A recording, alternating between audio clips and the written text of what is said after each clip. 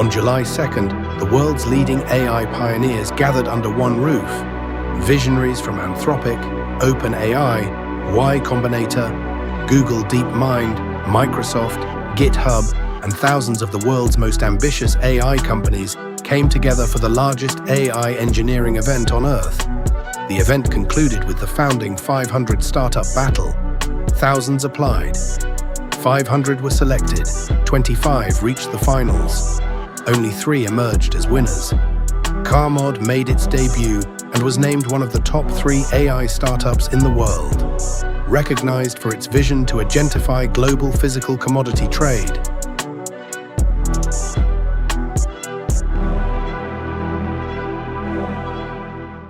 For the close of our events, a few months ago, I saw that HyperAgent was launching this startup competition.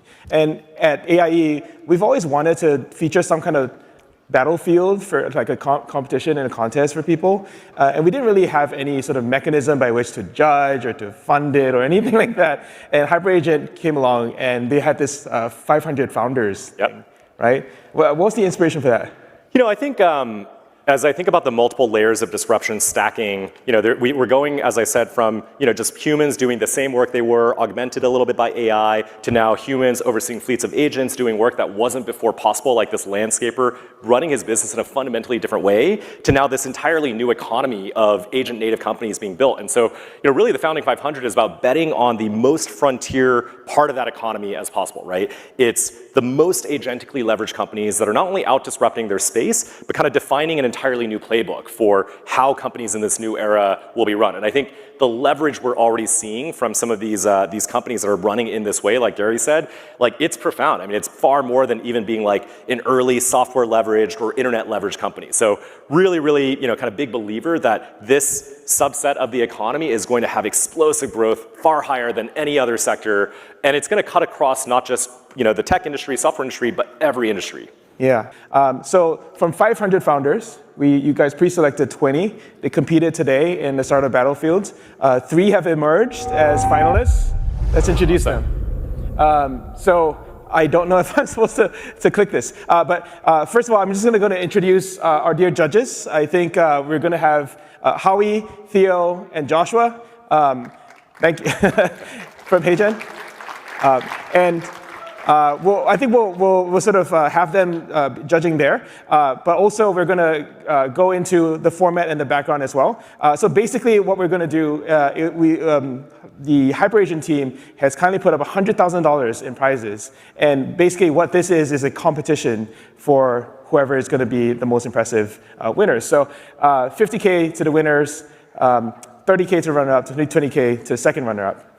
We're going to have a hype video that is thankfully created by Hyperframes and HeyGen. We have founder pitches and Q&A with the judges, and then we'll also get to the next pitch as well. So just 3 quick pitches back to back. And basically, we decided that we really wanted some kind of judging in terms of like what is impressive and usage of this technology and like why it matters. It's not an investment pitch so much as it's not like a VC pitch so much as like, well, why should you care? Why is this an interesting use of technology, and why why are you like an interesting founder that people should know? And so I'm very excited to announce like the winning teams. So I think first of all we're going to introduce Commod. Spiro, come on stage. All right, thank you. I think you guys are going to take over and present, yeah? Good to see you. Hey, all right. Do you have your clickers, or you're going to kick it off? Okay. All right. Hey, everyone. I'm Spiro Nanakos, one of the founders of Commod. This is Dom. And I'm Nick Nanakos. We are the founders of Commod. Commod has agentified physical commodity trade. From the rice you eat, to the gold chain you're wearing, to the chip in your smartphone, to the gas you're putting in your car, to every single copper pipe running through our data centers, physical commodities power the world.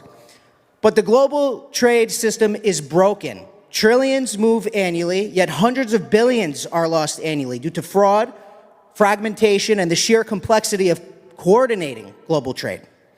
Commod has taken that complexity and transformed it into an agentic execution layer. Our proprietary CFC state machine governs specialized agents that verify, execute, and settle trades entirely. And then, people ask, why is this so complicated? And if you think about it, it's like, well, it's every country in the world, every resource, all of their different currencies, and all of their different banking laws. So, of course, it's inevitably going to be a disaster, right? But with AI, it's finally solvable. So we're very excited to have you here. We also have our first customer in the crowd out of the UAE, trading company based in Dubai, and he moves several hundreds of millions of volume in trade every single year, and he's proved the product. So we're excited to be here today, and thank you for the opportunity. $17 trillion in physical commodities move every year. The world runs on them, yet it still moves on paper, email, and a handshake. No one knows who is real or if the documents are. The result? Billions lost. Commod plugs into the stack you already run. Gmail, Slack, Stripe, Salesforce, WhatsApp, and more. A deal begins. Agents screen both sides. KYC, identity, sanctions in seconds. Forensics catch document fraud instantly. A private deal room spins up. Shipping and logistics partners link in with live pricing. Then an agent swarm structures the deal in parallel. Compliance, legal, currency, banking, shipping, settlement, weeks of work in minutes. The swarm obeys one protocol, the CFC, our patent-filed state machine. Agents advance only by clearing every deny condition. It cannot move until the evidence is real. Settlement eligible. It never touches the funds. It emits the signal. Your bank moves the money. 30 days, closed in minutes. Commod, where commodities can't see the meet video on the trust. confidence monitor.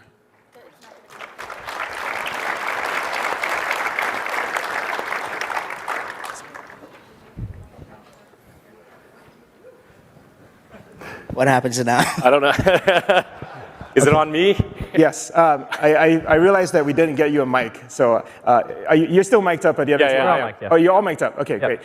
So I think we have a little bit of a Q&A session. Yeah.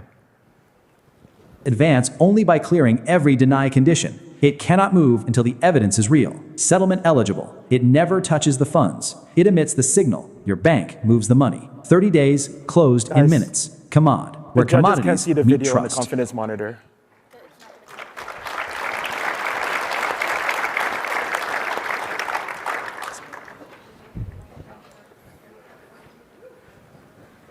What happens now? I don't know. Is it on me? Yes. I realized that we didn't get you a mic. So you're still mic'd up at the other side? Yeah. Oh, you're all mic'd up. OK, great. So I think we have a little bit of a Q&A session. Yeah. So I'll ask a question. This is one of those types of products that's really hard to build because it requires so much domain-specific knowledge as well as like the building out of all of these pieces to collect the information needed for the product. A lot of the concern I have with modern startups is the thing that they're building is eventually going to be a feature of a sufficiently intelligent model. Do you see a future where the models get capable enough and the tools they're given by Anthropic and OpenAI could compete with you guys if they were to get smart enough and build in the right directions? You want to take it? Yeah, I'll take it. So in commodities trade, it's very specific as to what data is being pulled. And what we've done with our orchestration layer is set the gates for each agent. So they're pulling from real databases and have that context themselves. Whereas you're talking about gold, oil, grain, whatever it may be, there's certain procedures that only industry experts really know and have the documents and the information to pull that in, which is why we've partnered with Connor and a few other partners to bring in all that data, and I have domain experience as well, to know what's real, what's not, and to train the agents based upon that. So to your question, could that happen? They can learn more for sure on the open internet, but this is a private industry with a lot of sensitive information, and they have to learn upon and train upon certain data in order to progress and become experts in that domain. So it sounds like relatively bespoke in the sense that like every company is a bit different. You need to get everything for them. How many customers would it take for this to become a billion-dollar company or to hit like, I don't know, 100 mil ARR? Like how many customers do you think it would take to get there? It's about 100 customers total. Huge. It's also important to mention as well, like the tickets in this industry are massive on deal sizes. It's not like a Stripe, for example, processing microtransactions. One transaction might be, $200 million or north of that. And one partner, such as a refinery, many of them transact $9 to $12 billion a month. So getting in at that level, charging per deal on that, changes the whole landscape of what we're able to earn and what we're able to be valued at. I just want to add one more piece as well. Our solution is end-to-end, so the solution serves the entire supply chain, but the wedge ultimately into the industry is the traders and the banks. Banks pulled out of physical commodities trading years ago after the fraud became so rampant. So this unlocks a tremendous amount of liquidity as well by the audit trails and the immutability that we give into the commodity and the trade itself.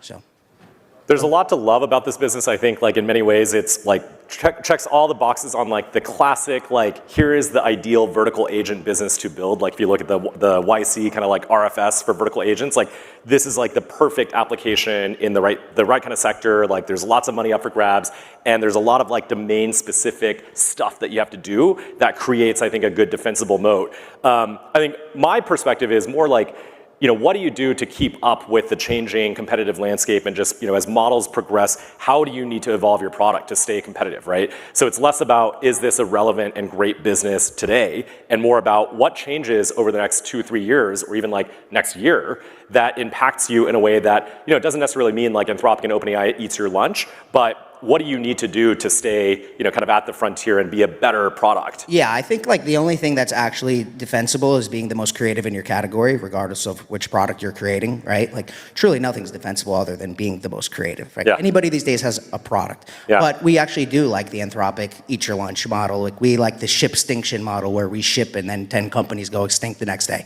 So yeah, it's aggressive shipping and product superiority, but then ultimately we're going to win on distribution. What are you most excited about on your upcoming roadmap, if you can share? Becoming the bank. Yeah, it's exciting. Thank you so much. Awesome, thank you. Awesome. Give it up for Commod. We're going to invite the next team on now, if you want to come back here. Of course, thank you. Appreciate it. Yeah, that's awesome. Thanks. Yeah. And up next,